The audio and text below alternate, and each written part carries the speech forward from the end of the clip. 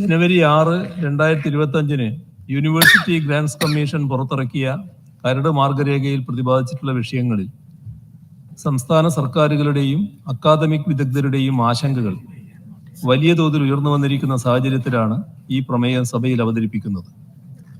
1977 ജനുവരി 3 പ്രാബല്യത്തിൽ വന്ന 42ാം ഭരണഘടനാ ഭേദഗതി പ്രകാരം ഉന്നത വിദ്യാഭ്യാസം ഉൾപ്പെടെയുള്ള വിദ്യാഭ്യാസം സംസ്ഥാന ലിസ്റ്റിൽ നിന്നും സമാവർത്തി ലിസ്റ്റിലെ ഇനം 25ആയി മാറ്റപ്പെട്ടു. വിവിധ സംസ്ഥാനങ്ങളിലെ സർവകലാശാലകൾ പ്രവർത്തിക്കുന്നത് അതത് സംസ്ഥാന നിയമസഭകൾ പാസാക്കിയ നിയമങ്ങൾക്കനുസൃതമായിട്ടാണ്. ഭരണഘടനയുടെ 7ാം ഷെഡ്യൂളിലെ സംസ്ഥാന ലിസ്റ്റിലെ ഇനം 32 പ്രകാരം സർവകലാശാലകളുടെ സ്ഥാപനം, മേൽനോട്ടം എന്നിവ സംബന്ധിച്ചുള്ള അധികാരം സംസ്ഥാനങ്ങൾക്കാണ്.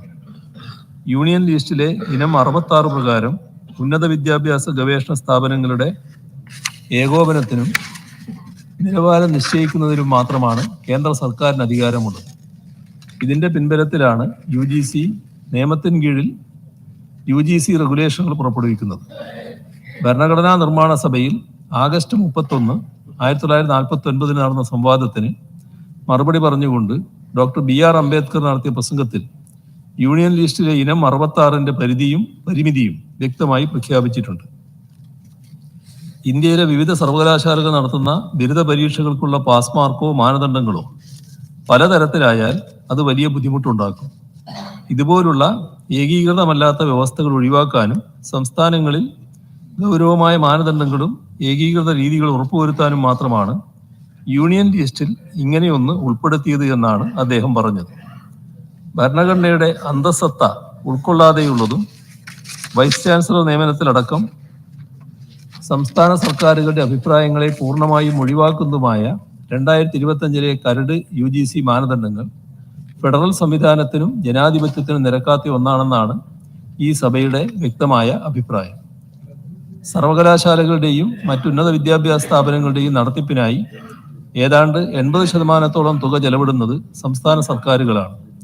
സർവകലാശാലകളുടെ ഗുണനിലവാരം നിലനിർത്തുന്നതിനും മെച്ചപ്പെടുത്തുന്നതിനും സംസ്ഥാന സർക്കാരുകൾക്ക് മുഖ്യമായ പങ്കുണ്ട്.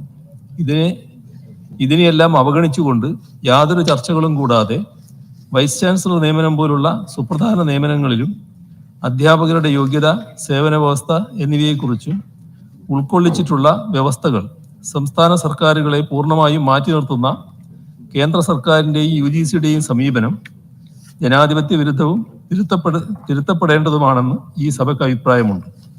സർവകലാശാലകളിൽ അക്കാദമിക് വിദഗ്ധരെ വേണമെങ്കിൽ മാറ്റി നിർത്തി സ്വകാര്യ മേഖലയിൽ നിന്ന് പോലും വ്യക്തികളെ വൈസ് ചാൻസലർമാരാക്കാമെന്ന സമീപനം ഉന്നത വിദ്യാഭ്യാസ രംഗത്തെ കച്ചവടവൽക്കരിക്കുന്നതിനുള്ള നീക്കമാണ്.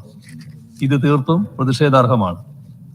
ഉന്നത വിദ്യാഭ്യാസ രംഗത്തെ ജനാധിപത്യ മൂല്യങ്ങൾ തകർക്കാനും പ്രസ്തുത മേഖലയിൽ മതവർഗീയ ആശയങ്ങൾ പ്രചരിപ്പിക്കുന്നവരുടെ പിടിയിലൊതുക്കാനുമുള്ള നീക്കങ്ങളുടെ ഭാഗമായി മാത്രമേ 2025 കരട് UGC മാനദണ്ഡങ്ങളെ കാണുവാൻ കഴിയും. സംസ്ഥാന സർക്കാരുകളുടെയും അക്കാദമിക് വിദഗ്ധന്മാരുടെയും അഭിപ്രായങ്ങളും ആശങ്കകളും പരിഗണിച്ച് 2025 കരട് UGC മാനദണ്ഡങ്ങൾ ഉടൻ പിൻവലിച്ച് ബന്ധപ്പെട്ടവരുമായ എല്ലാം വിശദമായ ചർച്ചകൾ നടത്തി അവരുടെ അഭിപ്രായങ്ങൾ ഗൗരവമായി കണക്കിലെടുത്തുകൊണ്ട് മാത്രം പുതിയ മാനദണ്ഡങ്ങൾ പുറപ്പെടുവിക്കണമെന്ന് ഈ സഭ കേന്ദ്ര സർക്കാരിനോട് ഐകകണ്ഠ്യേന ആവശ്യപ്പെടുന്നു.